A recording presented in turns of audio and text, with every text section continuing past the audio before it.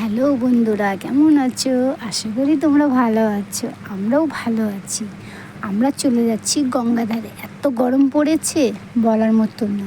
চারিদিকে দেখো গাছপালা ভর্তি, আর এত ঠান্ডা হাওয়া দিচ্ছে এখানে, মনে হয় কি এখানেই শুয়ে পড়ি। আমি, আমার বড়মশাই, দুই মেয়ে চলে গেলাম টোটোতে করে। এ দেখো সবাই গরমের জন্য বাইরে বসে আছে। বন্ধুরা, এগুলো বলতে পারছেন এগুলো কি? এগুলো হচ্ছে পাট শাক, দূরে দূরে পাট শাক। আর আমার ক্যামেরা এত নড়ছে বলার মতো না, কেন কি এখানে বিশাল রাস্তা খারাপ, এত রাস্তা খারাপ কি বলবো।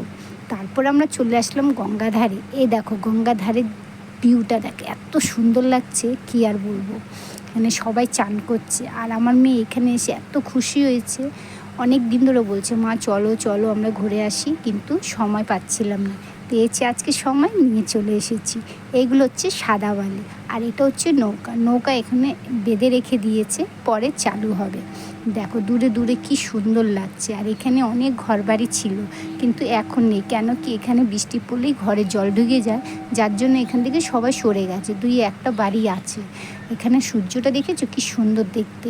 দেখো পাখি, শালিক পাখি টুনটুন করে দৌড়াচ্ছে, এত সুন্দর লাগছে কি আর বলবো। বন্ধুরা, যদি ভিডিও ভালো লাগে অবশ্যই কিন্তু লাইক কমেন্ট করো। আর এখানে আমার মেয়ে চলে যাচ্ছে নিচের দিকে, কেন কি ওর আগের থেকে ওর ছোটো বোন গিয়ে দাঁড়িয়ে রয়েছে কি নৌকা চড়বে, এখানে কিন্তু নৌকা চড়তে পারছে না, কেন কি নৌকার লোক নেই। নৌকার লোক থাকলে অবশ্যই ও কিন্তু চড়ে আসতে পারতো। তারপরে ওর বাবা একটু ঠেলা দিচ্ছে, কিনে তো শখ পূরণটা করে দিল। দেখো ও কীভাবে দড়িটা নাড়াচাড়া করছে, আর এত জল, আমার মেয়ে তো এখানে থাকতেই পারছে না, কখনো চান করবে। এখানে দেখো অনেক লোক চান করছে। তাহলে বন্ধুরা, এর পরে ভিডিওতে দেখা হবে। Tata, bye bye. ভিডিও ভালো লাগে অবশ্যই কমেন্ট করো। Bye bye.